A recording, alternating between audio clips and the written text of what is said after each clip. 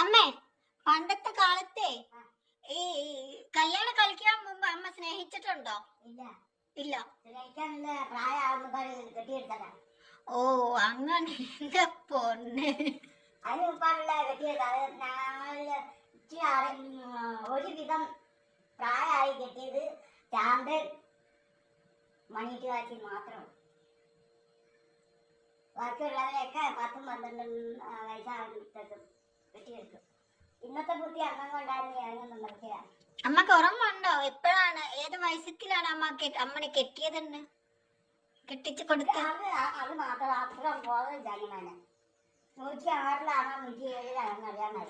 അപ്പൊ അമ്മക്ക് വയസ്സ് ഓർമ്മയില്ല ഇതുവരെ? അമ്മ 17-ആണോ 15-ആണോ 18-ആണോ അമ്മ കെട്ടിച്ചത്? അമ്മയെ കെട്ടിച്ചത് ഞങ്ങളെ എല്ലാം ജനിച്ചു കഴിഞ്ഞാൽ ഇങ്ങനത്തെ പഞ്ചാംഗമൊക്കെ മേടിച്ചു. അന്ന് പഞ്ചാംഗമില്ല.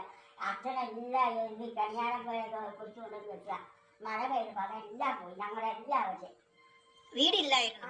വീടില്ലായിരുന്നു. അപ്പൊ എവിടെ താമസിച്ച് ജീവിച്ച്? വീടിന് ഇതുണ്ടോ എല്ലാം പൈസ ഉണ്ടോ? പഠിക്കാൻ പോയ വല്ലതും കിട്ടുമോ?